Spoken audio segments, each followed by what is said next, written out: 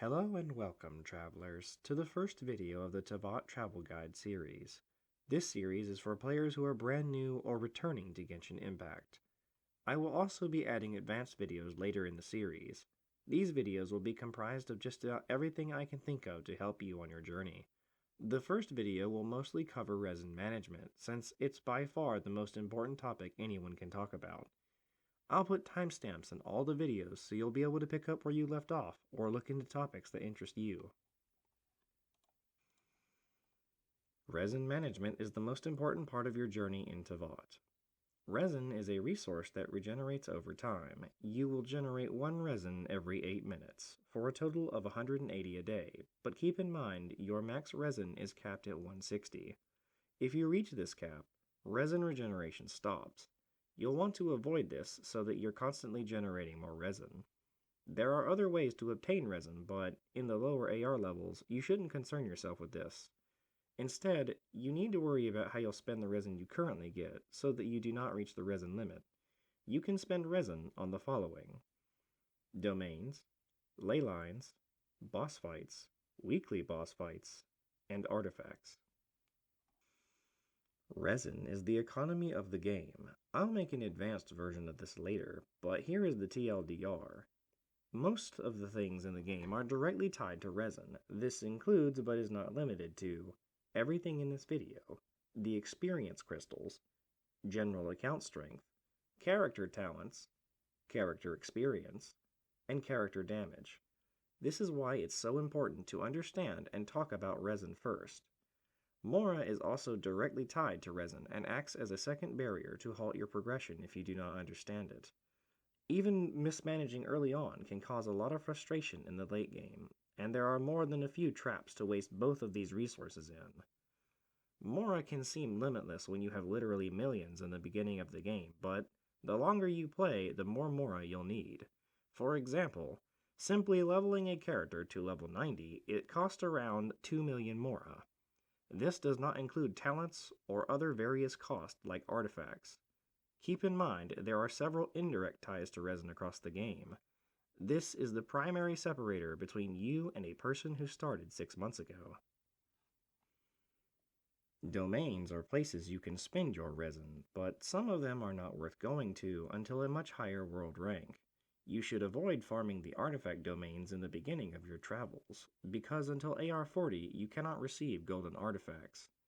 If possible, try to hold out until AR 45, where you are guaranteed to get at least one golden artifact every 20 resin. An alternative way to spend your resin is in the Weapons Ascension and Talent Book domains. The rewards don't change much over time, so their value remains fairly similar throughout the game. Spending resin in these domains is almost always a good idea. If you're having trouble finding the domains, there is a button at the bottom of the map that you can press to switch the map to only show these locations. Leyline flowers are quick and easy to do, but their value changes drastically over time. Especially the experience book leyline, which I wouldn't recommend doing until you're at least world level 4. The Mora ley line does increase in value a lot with each world level increase, but Mora is something you'll need a lot of in the future. So if you're lost on what to spend resin on, Mora is almost always a good option. Everything in the late game is insanely expensive, with some of the cost exceeding 1 million Mora per purchase. But we'll get into that in another video. Another thing you could potentially spend resin on in the beginning are the various character material boss fights. I understand some of these are quite challenging, especially the water boss, but the rewards of the bosses don't change very much across the entire game. Even at AR 57, the bosses usually only drops 2 of their character ascension material. There is a chance you'll get 3, but it rarely happens. In the world ranks that are lower, you'll get 1 to 2 of the character ascension items, and since this reward doesn't change much over time, it's one of the more effective ways to use resin early. The only major change between the boss fights is that when you reach AR 55, the boss fights are guaranteed to drop a golden artifact. Make sure you only fight bosses for characters you're leveling though, or it won't really be helping you. The last thing you can spend your resin on for now is the weekly boss fights. These boss fights can be challenging and can provide special rewards like the billets for craftable weapons. You'll need to do these to level up talents on your favorite characters, but you shouldn't overdo them. The billets rarely drop, so unfortunately, you're more likely to get a better weapon from the gacha. Make sure you're not spending resin on boss fights you don't need, though. There will be a brief pause here to display the characters that correspond with each boss. This information will also be in the description below, in case you didn't catch it in the video.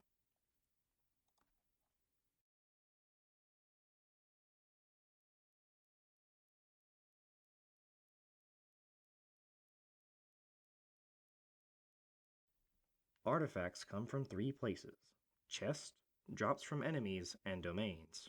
The domains are where you'll get the majority of your artifacts, but only in the late game. In the beginning, artifacts can be hard to come by, especially good ones.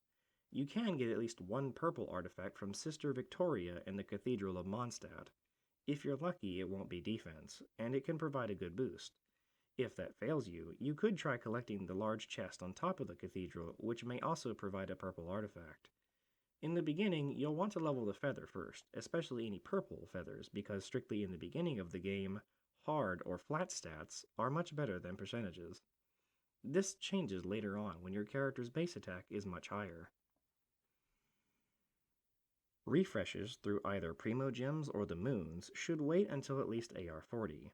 If you're free to play or even a medium spending player, you probably don't want to waste Primo Gems on this.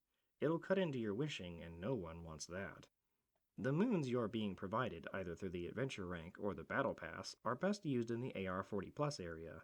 The reason behind this has to do with the artifact domain limitations I mentioned earlier.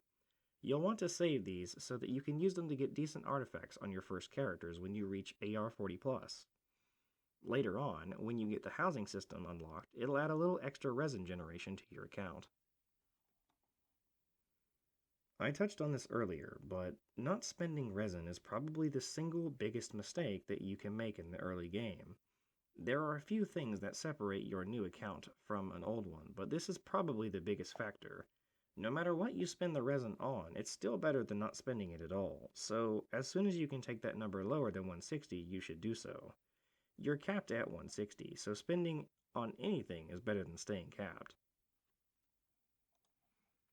That'll be all for this video. The second will cover leveling characters. Stay tuned for part 2, and I'll see you next time.